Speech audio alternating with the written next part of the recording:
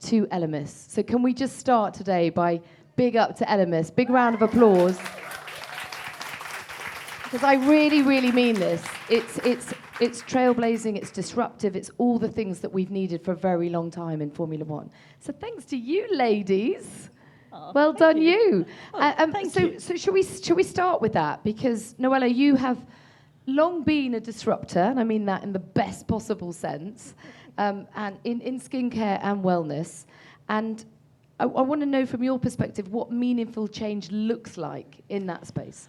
I think ELEMIS, we know no other way. You know, we started 35 years ago. For those who are not familiar with the brand, it is a luxury British skincare brand. And I was in the room 35 years ago, and I think it's very relevant for this audience today. And the brief was, let's design a high-performance skincare as close to nature as possible with zero compromise on quality and performance. What a fantastic brief. And that brief was 35 years ago. And we live and die by that brief still today, and we take it really, really seriously. And in fact, it's why we are all still on this journey, because we want to be disruptive. We're also a treatment-led product brand, which is also quite disruptive in the skincare space. And we treat 20+ million faces a year. Wow. You know, that's our authority, and that's why we can be very bold when we say, you know, we know your skin. We've been treating it a long, long time. And it was lovely to chat with some of you today, and I know we have some die-hard Pro-Collagen cleansing balm users in here as well, Natalie. But, you know, you, our customer, lies at the heart of everything we do. Everything we do, every touch point, every story, every piece of content, every product that's designed, we listen to our community, and you are the key drivers. So yes, it's a journey that has been different, and I think that's the key point of its success. Yeah, I couldn't agree more. And actually, the way you described it then, 35 years ago, really felt to me like a Formula One thing, didn't it? About performance and authenticity. So actually, it's a really natural fit to work with F1. I mean, we should have realised this a lot sooner.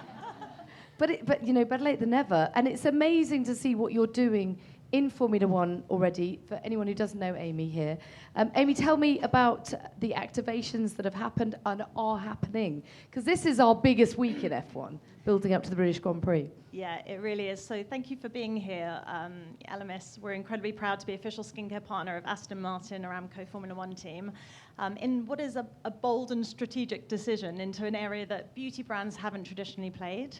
But you know, we recognise that 41% of the audience now are women and are, you know, traditionally really undercatered for. So we are really excited to be hosting, home race and all our activations planned. So we have got a lot going on. We have launched our pop-up spa that we're doing in the Paddock Club, doing our pit stop treatments. We launched it back in Miami, actually, and I think we caused a slightly unexpected problem insofar as there were queues going out the door to the Paddock Club, and they put us right at the entrance. So I had Mabel going, "You need a booking system here, Amy," which is a lovely problem to have. And many men as well, weren't there? It was all men, honestly. Yeah. And when the therapists went and took their lunch break, it was the tenacity for the guys running to get the spare seat to like block their space when they came back. Honestly, it was amazing. And then we did the same in Monaco with a pop-up spa on the yacht. Which, by the way, we all needed, because you want to arrive in Monaco looking your very best, and quite often that doesn't happen with the old tender system. Yeah, a bit like 100% washed out. Yeah, and really interesting for us, that was the first time we offered facials, because we weren't sure if that was something that people were going to want to do in a trackside environment. And it just goes to show you always need to A/B test marketing people, because it was like 90% facials on the yacht. We had our little refresher station, so you could put your makeup on afterwards, and it was phenomenal. So we've done that. We have our Formula-powered car behind you. That is our statement that beauty really does belong in Formula One. That was in Harrods window and is going to be going up to Vista Village this weekend. We have our F1 kits we launched for Father's Day, and you know, very importantly as well, we have Jess announced as our ambassador, which is round of applause for Jess Hawkins. who, by the way, is an absolute trooper because she's not feeling it, but you still look at your best, darling. You still look fabulous as ever. Thank you very much. But thank you for being here in spite of your ailments. Now, WWD recently said that ELEMIS hits the accelerator in support of cultural transformation in Formula One. I couldn't agree more. It is, for me as a woman in Formula One, and I'm sure you're all the same, it feels as if we've come home and actually we're allowed to love and be competitive in this space, but also care about the way we look, which actually we've kind of made apologies for ourselves in the past in many ways. Now, I want to talk about what transformation really likes. I don't just mean your face. There have been great strides, and this is the most probably significant one that I can think of. What still needs to happen in your mind, Jess? I think... Other than you get a race seat. I've got one of those this year, actually, which is a... I mean for Aston Martin Aramco Formula One. Oh. I want you subbing in an FP1 session. That would be lovely, wouldn't Yes. it? Let's say unlikely, but not completely impossible. But I think it's good to realise that we can't expect changes overnight, but we still need to push every day. And it could be really something simple as sharing a post. Really something that simple, and just... We've still got a long way to go, but we have come so far. If I look back from when I started over 20 years ago now... I absolutely do not believe you. That is It's testament the to skincare. ELEMIS. Yeah, there you go, right there. She's literally 23. There are so many more women involved now. I could think when I first started at 7 or 8 years old, I could count the amount of women that I knew about in the world of motorsport on one hand, and that was drivers, mechanics, all through the different realms of motorsport. And now I can't even count them. There are so many. I still don't think the numbers are exactly where they need to be, and we still need to do work. We need to make it a more inclusive place. But I think this is a huge, huge step in the right direction. And this simply wouldn't have happened 20 years ago. It probably wouldn't have happened 10 years ago. But I really think it was a missed trick. And of course, ELEMIS being the forefront of pushing that change, we've needed it.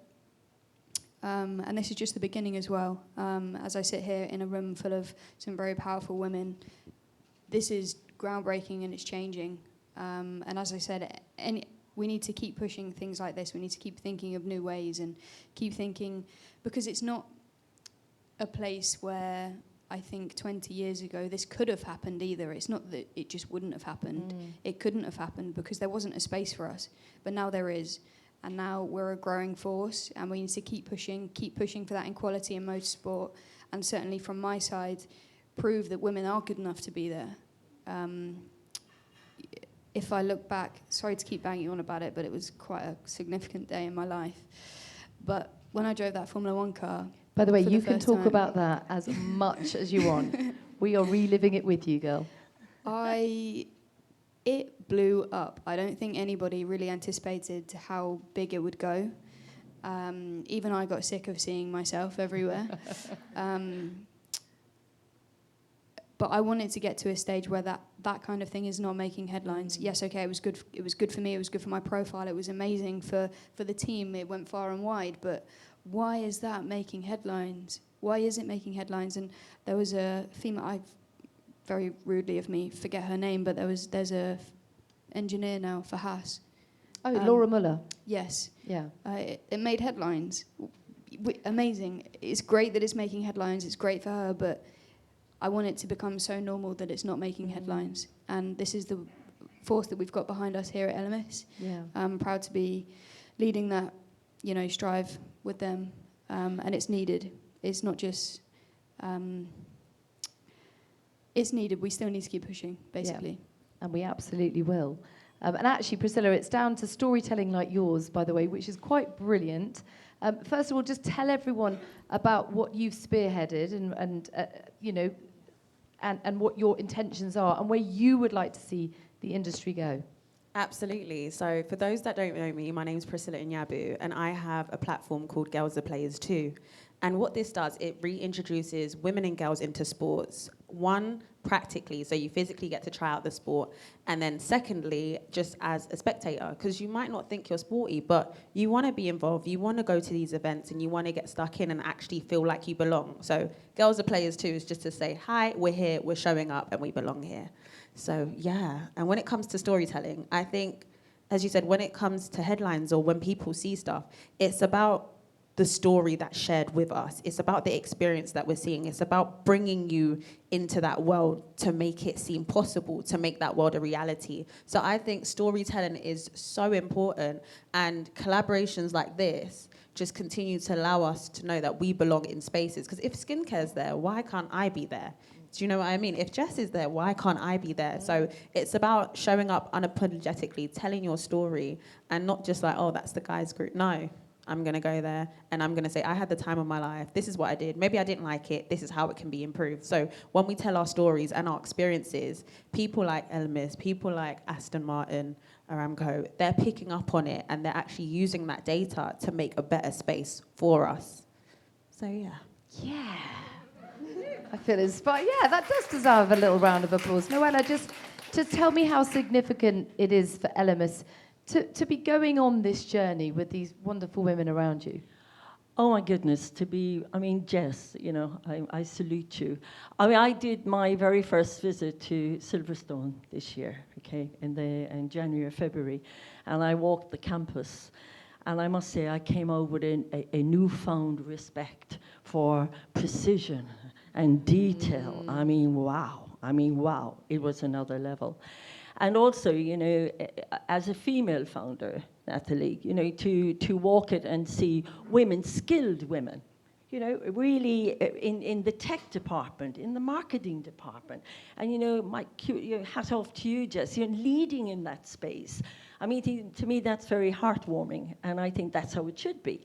And in ELEMIS, also, here we are, okay, in the beauty industry, you may say female dominant, yes, but however, we're always going up to the glass ceiling and things like that we won't talk about here today, but we're developing and creating groundbreaking formulations for women to feel good, to look good, but to feel good predominantly. So yes, it's really important. And actually, in that space, I always think that male allies are very important.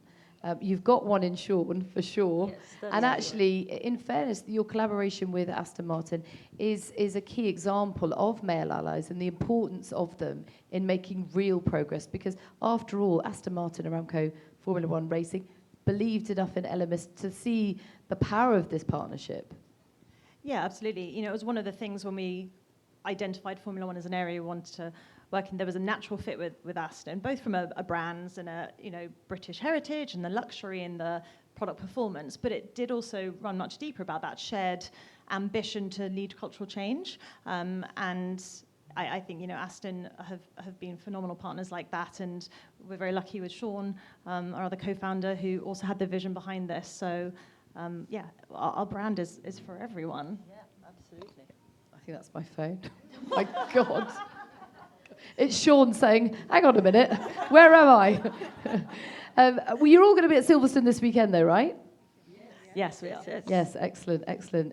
For the full duration, are we all there for the 4 days? I'm there for Saturday. I'm there Friday. Friday. Friday, is that it? Yeah. We're roping you in, that's it. I'm stuck with you, I guess. Yeah. Now, Jess and Amy, the initiatives that you're championing within the team and the sport is engaging this fan base. Now, we talk about 41%, which is great, but I think it could be higher. And I actually think the journey that we take women on in motorsport ultimately has to lead to there being females on the grid. So what can we all do? And I don't just mean this panel, I just mean this room collectively. What can we all do to ultimately crown a female world champion? I'm looking at you, Jess. I think that we're a lot closer than what we were 10 years ago. I think that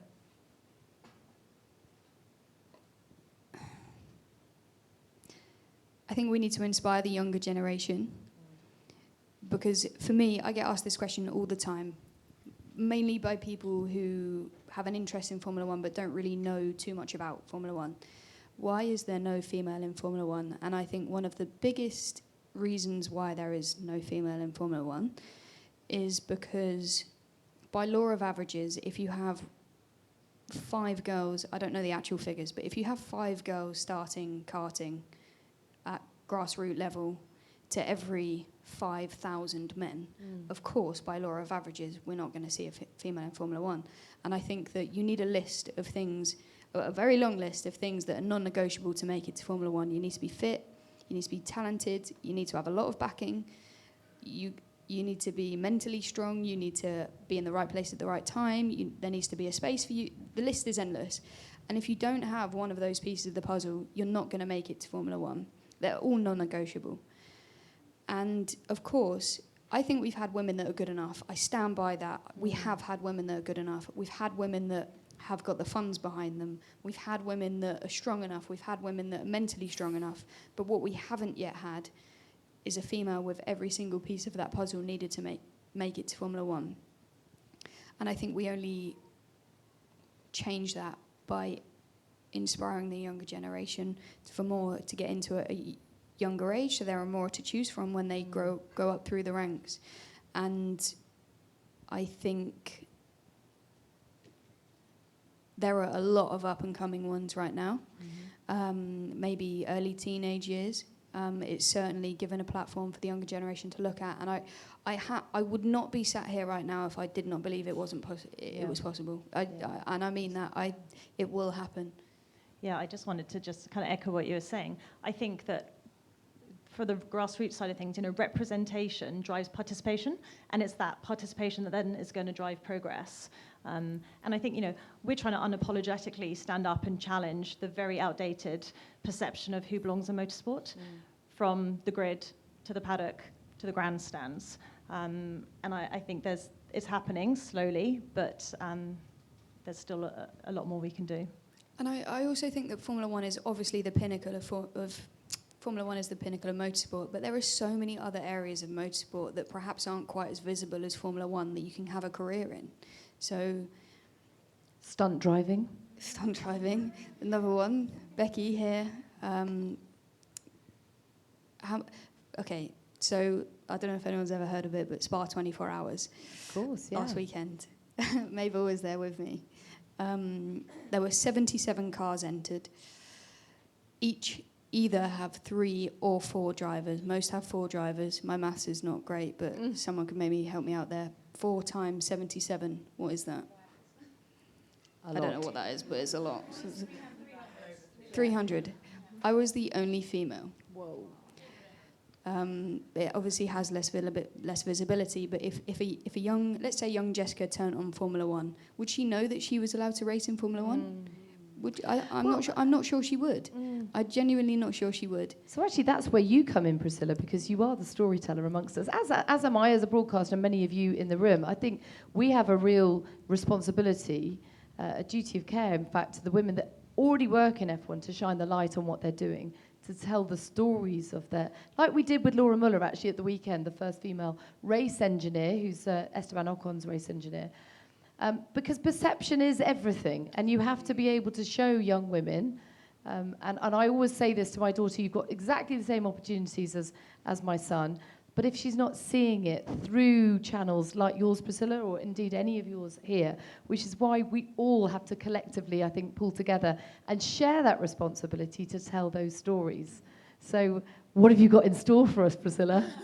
I want to see some great content this weekend. Oh my gosh, no, we're going to have absolute great content, because one of the biggest things, even when we was talking earlier, I was like, awareness. There's a lot of girls and women that are interested in these things, but they don't know where to begin. They don't know how to sign up, get a ticket, how to attend, where it's taking place, if it's even happening. It's almost like a figment of your imagination. So I think when it comes to storytelling, we need to show them the 5 W's and the H, how. Because I think the most important thing is, how do I get there to be with the women, to be with the guys, to just be a part of this? So I think this weekend, when it comes to the storytelling, it's definitely going to be about how, but with Girls Are Players too, we are connecting and creating partnerships with people that we're taking all of those away. We're like, this is it. Just sign up to Girls Are Players too, and you'll get all of them handed to you, because we want to take away any barriers to entry and just make the girls enjoyable. And half the people, sometimes they don't even realize they're sporty. Sometimes they don't even know that they're interested in. But you go to the gym every week, you're sporty. You might watch your brother play football. You're sporty, there's an interest there. So it's about sparking that interest. And I think with these stories, with these partnerships, we're really sparking interest and actually making the girls think, hey, it's already 41%. Now it's going to be a whole lot more. Yeah. Do you know what I mean? Absolutely. And blowing away those myths around female sport. I was telling you all earlier, when I was a kid, I cut my hair short and pretended to be a boy in order to compete, because I was in the boys' 4x100 metre relay team. And when they found, I know it was ridiculous. I didn't have any boobs. I was a late developer. Anyway, I went into the girls' loo and was busted coming out of the girls' loo. And they said, because I said my name was Nate. And they said, Nate, are you in fact a girl? I said, yes, I'm really sorry. I actually apologised for my presence at an athletics meet. And I thought, my God, that has to change. Noella, I want to ask you, because as a female founder and just an all-round great human being, I've heard many, many stories about you just being a wonderful person in this space and beyond. Tell us about, because today is obviously all about empowerment and about you guys leaving here, girls leaving here. You see, I've just lapsed into the same guys, didn't I? That's terrible. It's about changing the language around it as well, but there you go. Anyway, I'll have a word with myself later. Tell me about a moment where you felt truly empowered. Obviously, being a female founder must have been significant in that. Well, it's interesting listening to these wonderful ladies here, because actually when you bring that back into the skincare world that I live in, and we've worked in for 35 years, you think it would all be so easy because you're communicating with women. But actually here, my goodness, guys, look at the stories we're told, look at the gimmicks that are created, look at the copying that goes on. So it was really important to ELEMIS, and that is true to Sean and Oriel and myself, that the stake was put in the ground 35 years ago that we would be full transparent. We are what we're going to be, and we would push to bring something really different into this space. And in 2003 was a big turning moment for us. We have investment now, but go back 15 years ago, we had a little investment, so we had to think really carefully where we put it. And we said we would put it into innovation. And we were going to really bring something very special into skincare. So this was the new world of Pro-Collagen. Now, listen to this, 54 samples later, a cancelled launch globally. Can you feel the pressure coming on? Wow. Money being spent and we can't get back. And this product comes back from the labs saying it makes no significant difference whatsoever. So we all looked at one another. In fact, I was in New York with Sean. I'll always remember we ran into a cafe going, oh my God, what are we going to do? And we looked at each other and we thought, no, this goes back into development. And that product was put back into development to come out with the incredible clinical trial. It is our #1 global moisturizer today, that everyone would say in other skincare brands, you can never make one moisturizer to fit all skin types globally. But you know what we did? We decided that the market was going down the route of, as skins got older, products got thicker and richer, and all comes off in your bedclothes at night, ladies, but that's a debate for another day. And we decided we bring out this beautiful gel cream texture, bold and disruptive. We wanted to have time to tell the story. We wanted to go out to our community, our beautiful global community, and we wanted to entertain them with this beautiful new texture. And today, that sells 1 every 13 seconds. Wow. Wow. So there's a moment Mostly where you're at a crossroads with innovation. Do you hang on to the innovation and really say, do you know what, we are going to be what we really are? Are you going to sell it short for the revenue? And that, I think, is... And we've had many more after that. Pro-Collagen Cleansing Balm was another. So I think, Natalie, it's not easy, but pay a lot of lip service to it. And I think that is the core strength of ELEMIS today. We have a lot of fights and a lot of push and shove, but we never compromise the innovation of the product. Can I just awesome. say one thing? I love that you've told that story because it's our first panel doing it together, and every time I'm on a panel, I tell Noella's version of that story. Because when I did my research and I joined and I was looking back, the words bold and disruptive that you just used, that's exactly the words I use when I'm on panels talking about the partnership. And actually, it's very much in the brand's DNA. And, you know, what you did, it was before my time at the brand, but you guys tore up the rule book. And you're like, we're going to do this differently. And that's exactly what we're doing in this partnership. And I absolutely love that synergy. So thank you. We didn't even discuss that in advance. Oh, that's amazing. And so when you joined the brand, you felt that was part of the DNA, as you say? Is that Yeah, part of the absolutely. allure of the pull of joining the company? Yeah, so, I mean, I've actually got a long-standing history with the brand. I've kind of been a family member for a long time. I worked with them about 10 years ago when they had a spa bus and we took it around the country. So when Sean called me, he said, what are you doing? And I was working on another F1 partnership. I said, I'm consulting, it's wrapping. And he said, I've got something for you. And honestly, from a woman in motorsport, it doesn't really get much better than launching the first, official skincare partner in the brand, in the sport. So, yeah, it honestly, genuinely is the dream role, my two worlds of F1 and beauty colliding in such a special way. Yeah, it really is a moment in history for the sport. And ladies, I'd like you just to tell one quick anecdote of female empowerment, perhaps when you felt it most. It must be getting in the car, mustn't it? Yeah, of course. How did it physically feel when you got in? My neck was being ripped off. How did it feel? The first time, I did an installation lap to begin with to make sure that my belts were kind of all in the right place and nothing was restricting me. I could reach the pedals. So I did a relatively slow installation lap. But I remember between T3 and T4, I put my foot down a bit. And I just remember, this is at Hungary, just having to squeeze myself in the seat with every ounce of muscle I had, because I just felt like I was being ripped out of the seat. And it's funny actually, because it felt so alien then, but actually 2 laps in, I felt completely at home. And it's really just funny of how quickly you adapt to things, new things, and I guess that plays forte to. I've driven lots of different things, and I guess just as a racing driver, I feel like I was born to drive. So you do adapt very quickly, but my neck was pretty knackered by the end of the day. Yeah. Isn't that true that when you go out of your comfort zone, you think you can't achieve something, and then your comfort zone expands? Oh my God! Genuinely, within a lap or two. Yeah. But I think you could apply that to life generally, yeah. can't you? Yeah. For whatever you're doing. And Priscilla?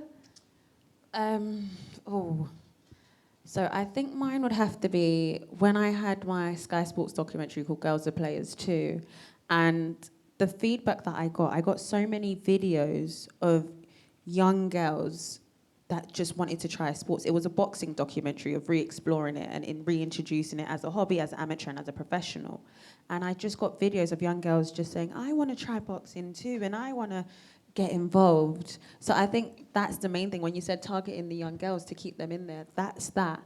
And also, we create a lot of firsts with the partnerships we've done. First football matches, first time coming to a BMX, first this. So I think it's me having the privilege of creating these first opportunities for other women feels like real empowerment and for girls. Amazing.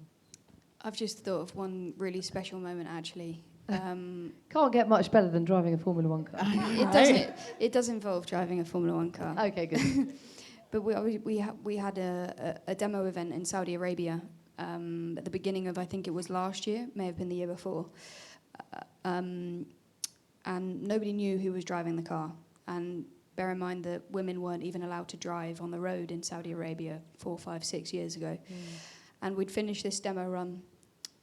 Donuts, lots of donuts, some pretty sick donuts, I must say. I got out of the car, took my helmet off, and there were lots of women at the front of the crowd who were in floods of tears because they had never seen a female. They didn't even know it was possible for a woman to do, and it wasn't really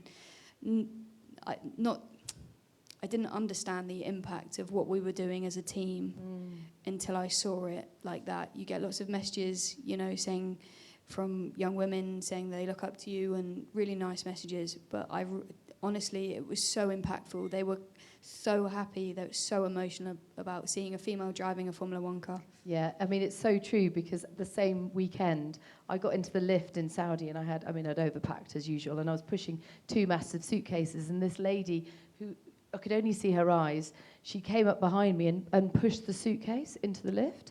And she didn't work in the hotel and she got into the lift with me and she went, which floor? And she quickly pushed the button so the doors were closed so it would just be me and her in the lift. And then she quickly pulled it all off and said, please keep coming back, please, because you are empowering us by being here and you're changing. And I'm going to get emotional now. It was such a powerful moment. And then the doors opened, she quickly put it all back on and she left the lift. And in that moment, it sort of changed everything. And you are changing everything, ladies. And thank you so much for this, because it's a coming together of hearts and minds and real progress in beauty and motorsport. I want to thank all you lovely ladies. I know you're starving, so we'll go and have some lunch now. But please give a huge round of applause to Jess, Priscilla, Noella, and Amy.